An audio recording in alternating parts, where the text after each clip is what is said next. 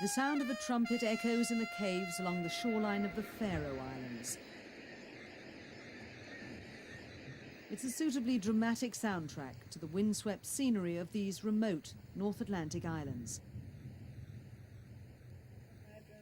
At this local radio station, the resident DJ interviews the Faroese singer-songwriter Steintor Rasmussen.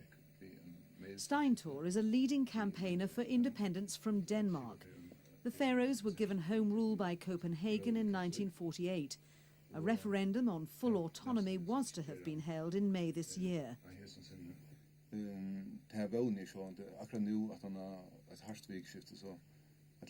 But the vote was put on hold just as the Faroese oil ministry granted a number of drilling licenses to major oil companies. Results from initial drillings are expected any day. Talk on the islands is of little else. In my world, independence is a possibility for the Faroe Islands. And I would like to add that we should have gone ahead with May's vote. But it wasn't to be. But I still believe it will go ahead and it will happen. Things change very quickly. Now, with the arrival of oil, change will come fast. It will trigger change quickly. This is the most important issue facing us today. It's difficult to say what is going to happen.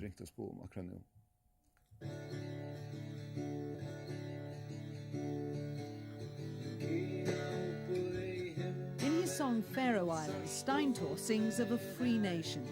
But the possible existence of oil has split public opinion on the islands.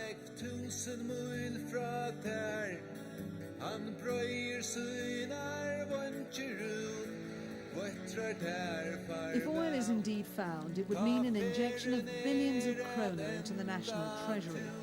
Though nobody is suggesting the money would not be a welcome boost to an economy reliant on fishing and sheep farming to survive, many fear that oil could spell disaster for the islands.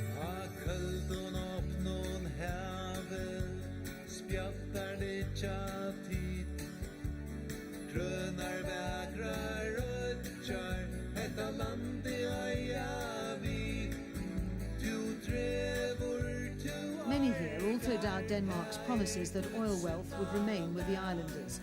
Suddenly independence is not as clear-cut an issue as it once was. A group of friends meet for lunch. Having seen the impact oil has had on communities in northern Scotland and the nearby Shetland Islands, many are wary. This 45,000 population is fiercely independent. The descendants of West Norwegian farmers who settled on the islands in the 9th century, the Faroese have managed to survive in this hostile environment. Though the younger generation is more likely to side with Steintor and his pro-independence lobbyists, many fear that without the protection of Denmark, the islands are simply too vulnerable. Now, oil drilling has forced the issue.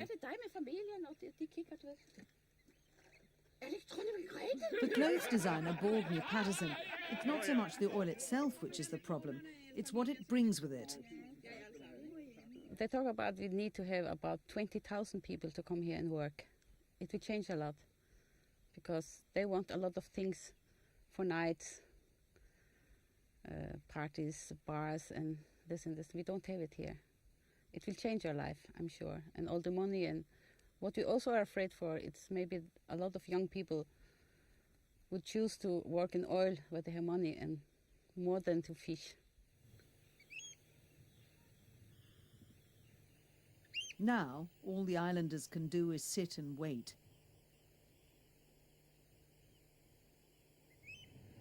In the capital, Torshavn, property prices have risen dramatically in the last few months as investors prepare to cash in.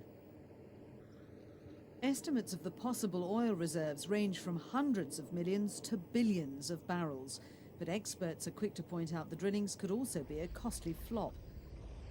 Fishing has long been the backbone of the national economy, but Danish rule has also meant an annual subsidy of about $160 million. To sever links with the motherland would put an end to this. Hogni Hojdal is one of the independence movement's key figures. He insists the islands are strong enough economically to stand alone, even without any possible oil income. We want to take full responsibility for all matters in the Faroe Islands. And because we believe that is the best tool, the best way to cope with creating a modern Faroese culture here in the middle of the North Atlantic. And of course, during the last 50 years, we have created, unfortunately, a culture of dependence upon Denmark. We have been more and more dependent on Danish money, more and more dependent on Danish administration. The discovery of oil would be an added bonus to an already buoyant Faroese economy that's seen this culture of dependence slowly eroded away. Salmon farming on the islands has grown into a multinational industry. On the back of this, Hojdal insists that any money that's made from oil will be put aside and used to safeguard the future of the islands. Plans for autonomy have been drawn up based on industry that already exists, but Hojdal remains cautious. I believe that the possibility of oil findings in the Faroe Islands is so crucial that we have to use all our energy to cope with that. This is not becoming a disaster for the Faroe Islands, but that it can both be a good thing for the Faroe Islands, but if we don't administrate it right, it can become a disaster where the whole Faroese society will be turned over in a few years. Steintor's 9-year-old son Rasmus is hoping to follow in his father's musical footsteps. With a referendum planned at the start of next year, Rasmus's generation could be the first to grow up in an independent Faroese nation. Det har vært avgjørelse her, men det er ganske et spett at folk i stedet for man elsker vi høylandene og hjertene. I think that oil will have a huge impact on our lives. It's a terrible shame that people here, instead of voting with their brains and their hearts, will probably vote with their stomachs. Jeg vil helt det være mer høyligt før at man kunne teach det oppgjørende som annars skulle tekas. The need for economic independence and safety is hampering us and holding back our progress. Our independence has to be dealt with sooner rather than later.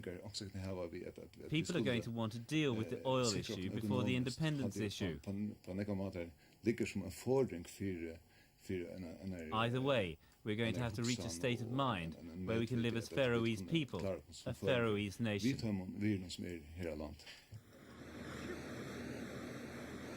But it won't be plain sailing. Oil companies are due to announce their initial findings in September. Further drilling licenses are already being distributed.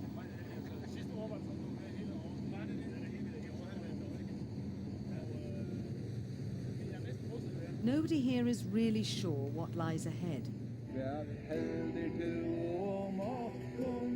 Some pro-independence supporters talk of Steintor's song, Faroe Islands, becoming the national anthem of the newly independent Faroese nation.